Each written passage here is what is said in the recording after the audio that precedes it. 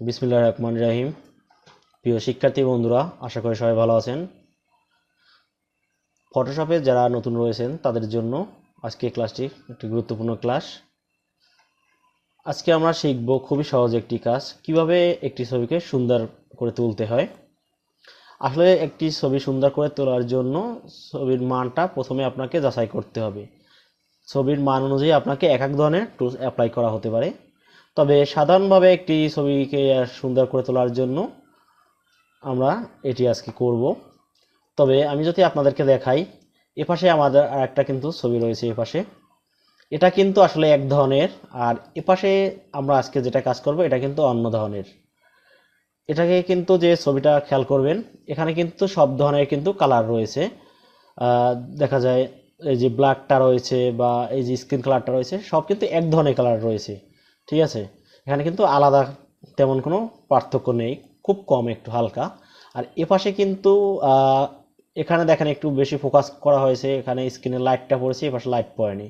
তো এখানে কিন্তু একটু কঠিন টুল অ্যাপ্লাই করতে হবে। আর এখানে আমরা আজকে যেটি কাজ করব এটা সহজ একটি টুলের মাধ্যমে কাজ করব, যেহেতু এটা নতুনদের জন্য ক্লাসটি, সেক্ষেত্রে কঠিন দিকে যাব না, আমরা সহজটাই শিখব। তো প্রথমে আপনারা খেয়াল করবেন, যখন একটি ছবিতে কাজ করবেন আপনার ছবির রেজুলেশনটা কেমন আছে এটা ফার্স্টে খেয়াল করবেন। দেখেন, তো মনে হচ্ছে রেজুলেশনটা একটু বাড়ালে ভালো হবে হয়তো। তো আমি এখান থেকে একটু রেজুলেশনটা বাড়িয়ে নেব। আমরা চলে যাব ইমেজে, ইমেজ থেকে চলে যাব ইমেজ সাইজ।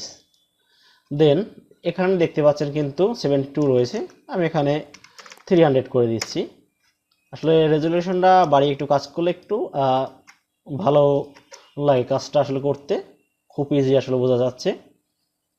তো আমি আপনাদের আসলে যখন কাজটা করে দেখাবো এর পার্থক্যটা বোঝানোর জন্য আমি একটু এখানে একটি কপি করে নিচ্ছি, লেয়ারটি কন্ট্রোল জে দিয়ে আমি এখানে কপি করে নিলাম।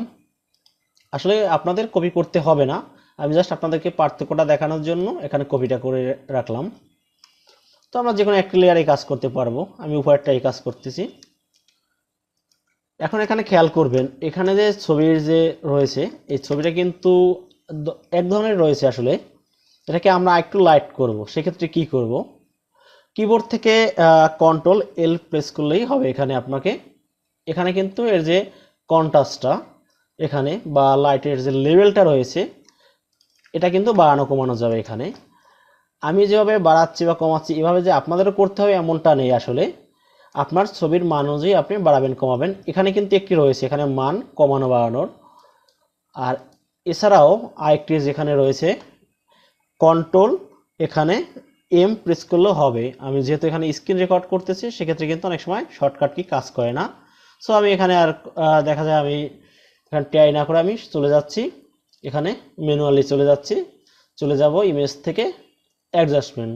এখানে এই কার্ভস যে অপশনটি রয়েছে কন্ট্রোল এম এখানে দেখতে পাচ্ছেন, আমরা এখানে প্রেস করব। এখন এটাকে একটু সরিয়ে রাখি আর এটা একটু জুম করে দেখার সুবিধার্থে এক সাইডে রাখি। এখন খেয়াল করবেন, আমরা এখানে যেটি করব এটা ধরে একটু হালকা উঠিয়ে দেখব যে এপাশে আসলে ছবিটার ফোকাসটা কেমন হয়।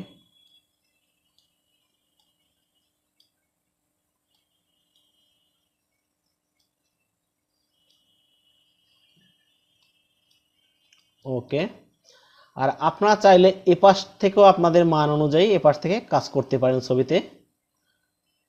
তো আমার যেহেতু এখান থেকে ধরে ঠিক করলাম, সমস্যা হলো না। এখানে আমি ছবিটা একটু লাইট করে নিলাম, আমার এপাশটা কিন্তু ন্যাচারালি রয়ে গেছে, আমি শুধু এটা একটু ফোকাস করলাম। আমি যদি চাই এখন এপাশটা একটু ফোকাস করব, লাইট করব, সেক্ষেত্রে আবার কন্ট্রোল এল ধরে একটু লেভেলটা নিয়ে আসলাম। দেন এখান থেকে আমরা একটু বাড়িয়ে কমিয়ে নিতে পারি চাইলে, ছবির মান অনুযায়ী আমরা বাড়িয়ে কমিয়ে নিতে পারি চাইলে।